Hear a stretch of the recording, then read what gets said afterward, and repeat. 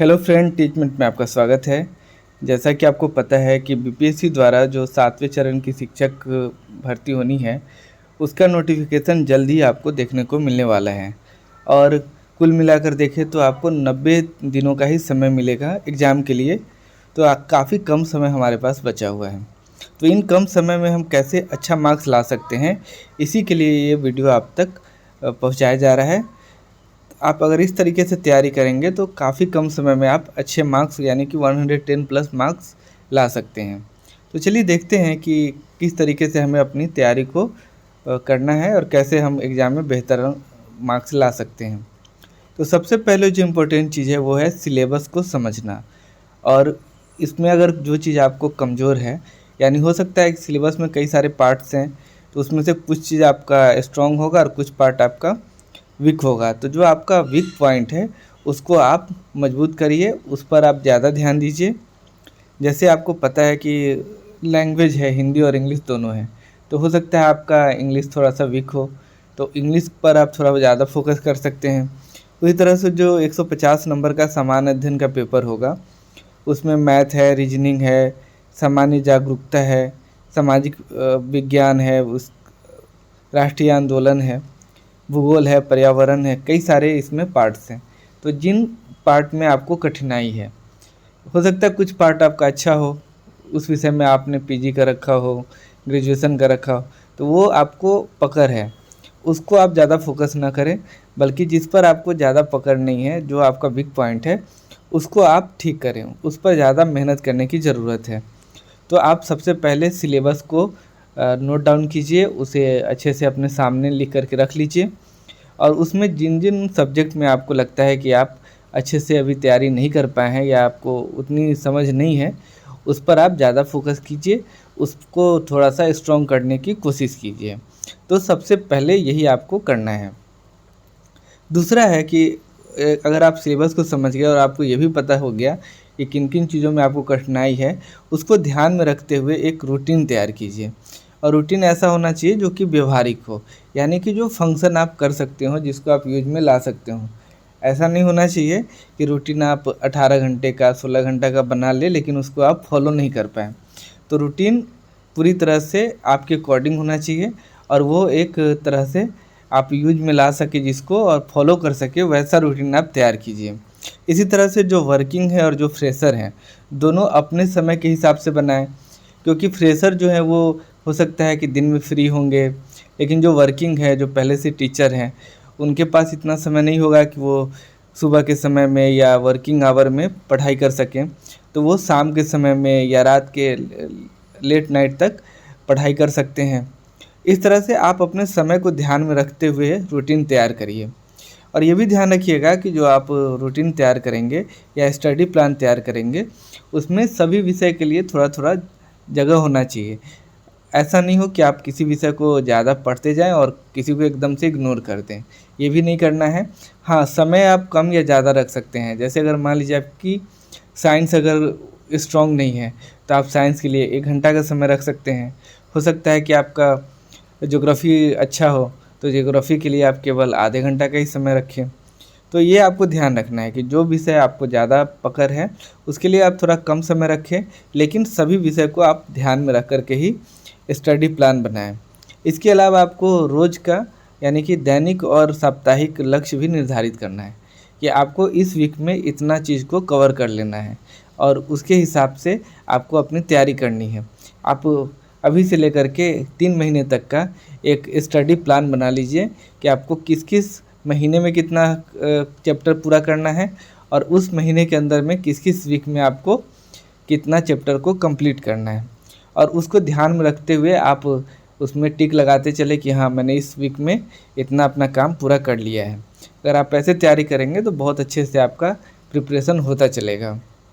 और साथ ही साथ आप जो भी चीज़ पढ़ते हैं उसको बार बार रिवाइज भी करना काफ़ी ज़रूरी है। अब है कि सही अध्ययन सामग्री का चुनाव करना, क्योंकि मार्केट में कई सारी बुक्स भी होंगी, कई सारे आपको प्रैक्टिस सेट देखने को मिलेंगे और ऑनलाइन में भी बहुत सारा रिसोर्स आपको कोचिंग या इंस्टीट्यूट आपको देखने को मिल रहा है, लेकिन उसमें से सही जो है उसका आपको चुनाव करना होगा। आप 2-3 चैनल को देखें, इसी तरह से कई बुक को भी आप एनालाइज करें और उसके बाद जो आपके अकॉर्डिंग सबसे सही लग रहा हो तब उससे आप पढ़ना शुरू करें। ऐसा नहीं कि आप किसी भी ऑनलाइन चैनल को फॉलो कर दें और उसे पढ़ना शुरू कर दें।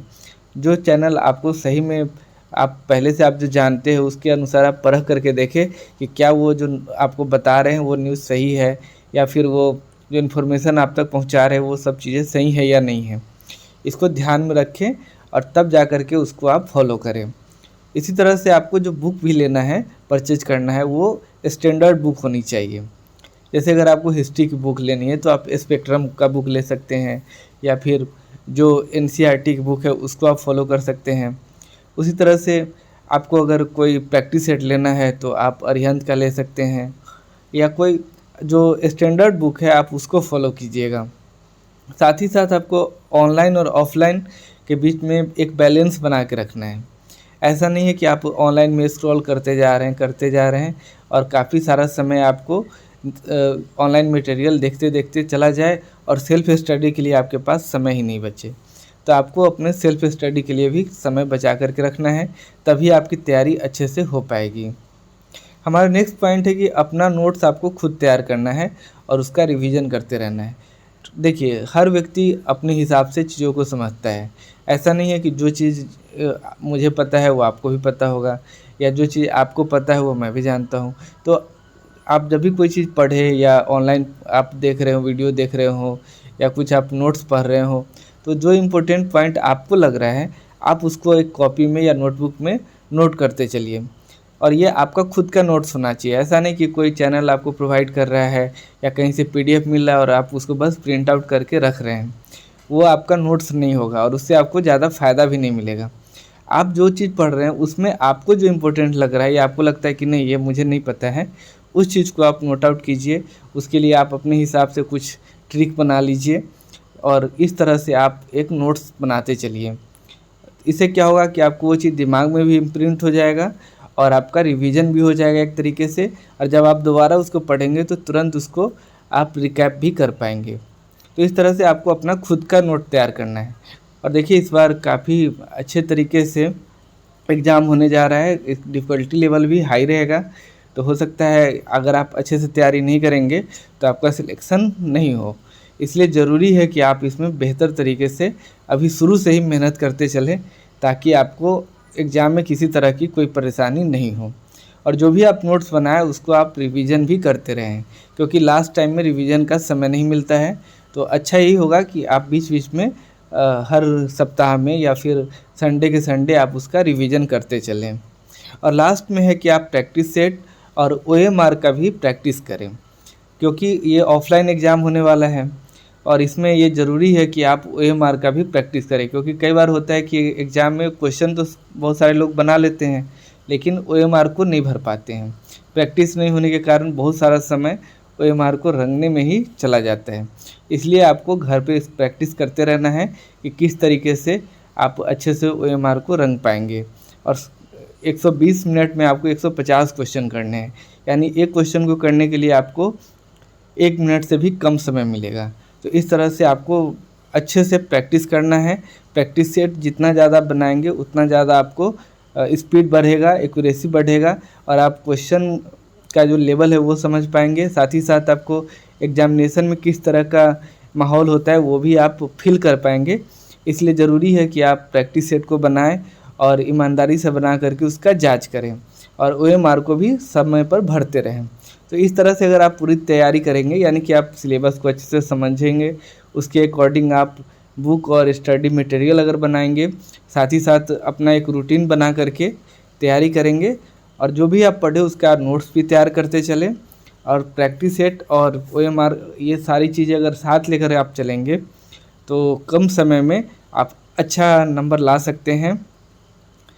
जो एग्ज़ाम होने वाली है उसकी तैयारी हम अपने जो हमारा यूट्यूब चैनल है उसके माध्यम से भी हम आप तक कराएंगे।